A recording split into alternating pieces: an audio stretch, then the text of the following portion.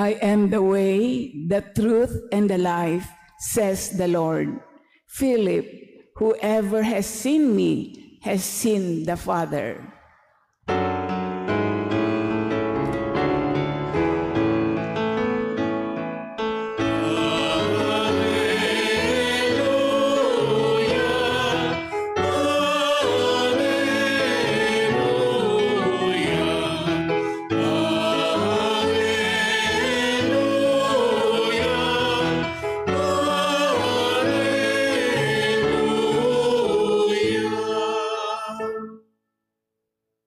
The Lord be with you. And with your spirit. A reading from the Holy Gospel according to Saint John. Glory to you, O Lord.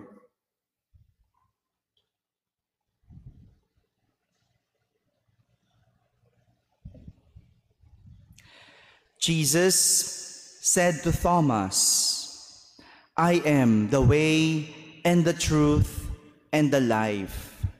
No one comes to the Father except through me. If you know me, then you will also know my Father. From now on, you do know him and have seen him. Philip said to him, Master, show us the Father, and that will be enough for us. Jesus said to him, Have I been with you for so long a time, and you still do not know me, Philip? Whoever has seen me has seen the Father. How can you say, Show us the Father? Do you not believe that I am in the Father, and the Father is in me? The words that I speak to you, I do not speak on my own. The Father who dwells in me is doing his works. Believe me that I am in the Father, and the Father is in me. Or else, believe because of the works themselves. Amen, amen, I say to you, whoever believes in me will do the works that I do, and will do greater ones than these, because I am going to the Father. And whatever you ask in my name, I will do, so that the Father may be glorified in the Son. If you ask anything of me in my name, I will do it. My friends, the Gospel of the Lord. Praise to you, Lord Jesus Christ. Good morning, my dear brothers and sisters. Today we celebrate the feast of Saints Philip and James, the apostles of Jesus. And we go back to the experience of these two apostles, and let's see what we can learn from their experiences, or what their experiences will teach us. We begin with Saint Philip. Philip was from Bethsaida, a town in the northern shore of the Sea of Galilee. And in our gospel, the Gospel of John, Philip was the one who introduced Nathanael or Bartholomew to Jesus of Nazareth. He was the one who introduced Nathanael to Jesus. Philip was also the one who invited Nathanael to come and see Jesus. Because Nathanael said, Can anything good come from Nazareth? Nathanael could not believe that there is someone so good, full of wisdom, great like Jesus, from Nazareth, nanggaling sa Nazareth. So simply, Philip was the one who said, Come and see. Halika, tignan mo. And in our gospel today, It was Philip during the Last Supper who told Jesus, "Lord, show us the Father, and we shall be satisfied." Looking at all these encounters and experiences of Philip, we learn that Philip is the bringer of people to Jesus. Naging tagapagdala siya ng mga tao kay Jesus. And that was his way of evangelizing the people about Jesus, to refer the people to Jesus. Kung minsan, hindi natin kailangan magsalita. Hindi natin magpaliwanag para lang magpahayag. Dahil mas nauunawaan kung ito ay pisikal na nakikita, naririnig at nararamdaman. Gaya ni Felipe, hindi siya nagpaliwanag kung sino si Jesus. Tinuro niya si Jesus.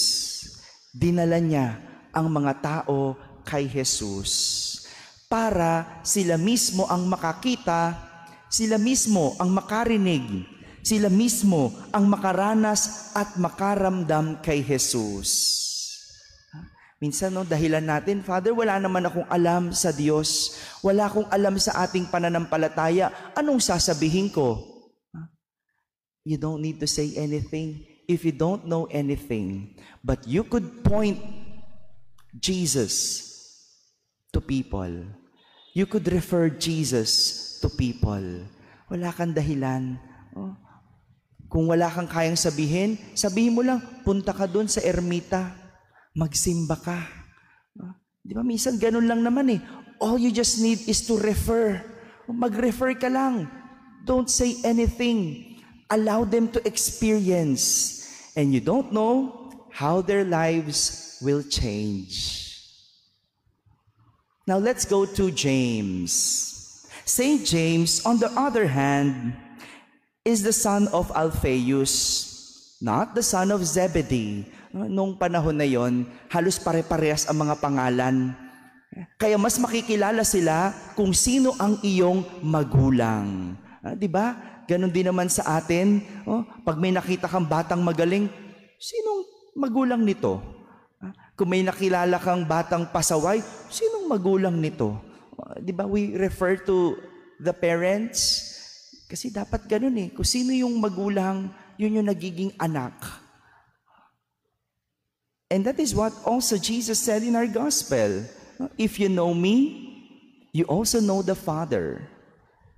Because the Father is in me, and I am in the Father. Isa lang kami. Second, James is known as the James the Less, distinguishing him from the James the Great or greater. James the Greater was one of the 12 apostles. But it doesn't mean that he is the less. He is little than the greater. Hindi po, no? It only means that he is shorter. Maliit kasi siya in physical stature. He is small. He is little, literally. But it doesn't mean na mas magaling si greater kay less. Yun yung pinagkaiba nila. So that there would be distinction. And lastly, Saint James was the first bishop of Jerusalem and the traditional author of the letter of Saint James. Looking at the description, looking at the experience of Saint James, it only means that you do not need to be huge as a person. You don't need title. You don't need to be great in any or other aspect in life just to be able to proclaim Jesus. Like Saint James, he was not part of the 12, but in his own little way, by writing a letter about Jesus, he was able to make a big difference. His small contribution made a huge impact, which later on made him the first bishop of Jerusalem. Sometimes you just need to start small and you will end up big. Minsan kailangan, no? Simula ka lang. Just start. Just begin. And you will know, or you will never know, where it will lead you. Like St. James, nagsimula pa sa pasulat-sulat. In the end, he became bishop. And this is a lesson, could also be a lesson for us. Just start small, and you will end up surely big.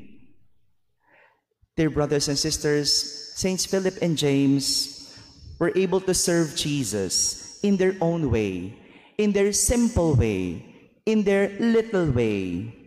And as they showed us, there is authenticity in the simplicity of one's personality.